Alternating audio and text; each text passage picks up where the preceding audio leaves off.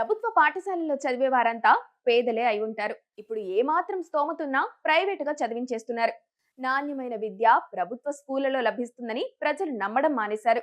కానీ ఫీజులు కట్టలేక నిరుపేదలు ప్రభుత్వ పాఠశాలల్లోనే తమ పిల్లల్ని చదివిస్తున్నారు. అలాంటి వారికి ప్రభుత్వం కార్పొరేట్ స్థాయి విద్య అందిస్తుంది. దానికి తగ్గ ప్రయత్నాలు చేస్తుందని నమ్మకం కలిగించేందుకు నారా లోకేష్ ఎన్నో చర్యలు చేపట్టారు. వాటిని వివరించేందుకు మెగా పీటీఎంలు నిర్వహిస్తున్నారు. రాష్ట్ర వ్యాప్తంగా ప్రభుత్వ సహాయక పాఠశాలలు, జూనియర్ కళాశాలల్లో మెగా పేరెంట్ టీచర్ మీటింగ్ 3.0 నిర్వహణకు పాఠశాల విద్యాశాఖ అన్ని ఏర్పాట్లు పూర్తి చేసింది.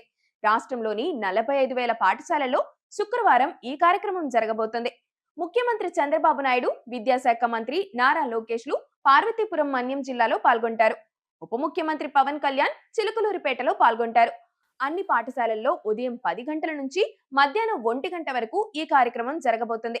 ఈ మెగా పీటీఎం కార్యక్రమం ద్వారా తల్లిదండ్రులు స్కూల్కొచ్చి తమ బిడ్డ చదువుల పురోగతిని టీచర్ల వద్ద నుంచి తెలుసుకోవచ్చు. సమస్యల గురించి ప్రస్తావించవచ్చు. పాఠశాల విద్యాశాఖ ఈ కార్యక్రమాన్ని విజయవంతం చేయడానికి అన్ని స్కూల్స్ వద్ద ఏర్పాట్లు చేసింది. నిజానికి పీటీఎం కౌన్సిల్ ప్రైవేట్ కార్పొరేట్ స్కూళ్లలో ఉంటుంది. నారా లోకేష్ ప్రభుత్వ స్కూళ్లలోనూ ప్రవేశపెట్టారు. పిల్లలు గొప్పగా చదువుకోవాలని తల్లిదండ్రులు ఆశిస్తారు. ప్రభుత్వ ఒడిలో చేర్చిన వారి ఆశలకు రెక్కలు ఉంటాయని, ఆ బాధ్యత ప్రభుత్వం తీసుకుంటుందని నారా లోకేష్ భరోసా ఇస్తున్నారు. స్కూళ్లకు పిలిచి మరీ ఆ నమ్మకాన్ని కలిగిస్తున్నారు. విద్యాశాఖలో మెరుగుదల అంటే స్కూల్ కి రంగులేయడం కాదు, విద్యా ప్రమాణాలు పెంచాలి. ఆ విషయంలో లోకేష్ ప్రణాళికాబద్ధంగా పనిచేసుకుంటూ వస్తున్నారు. ముందుగా డిఎస్సి నిర్వహించి టీచర్లను అందుబాటులోకి తీసుకొచ్చారు.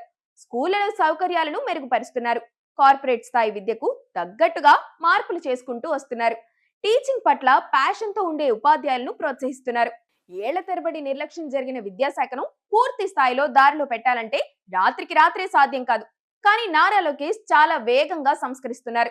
రాబోయే రోజుల్లో అత్యుత్తమ విద్యకు ప్రభుత్వ స్కూల్సే బెటర్ అనుకునేలా పరిస్థితులు మారే అవకాశాలైతే పుష్కలంగా కనిపిస్తున్నాయి.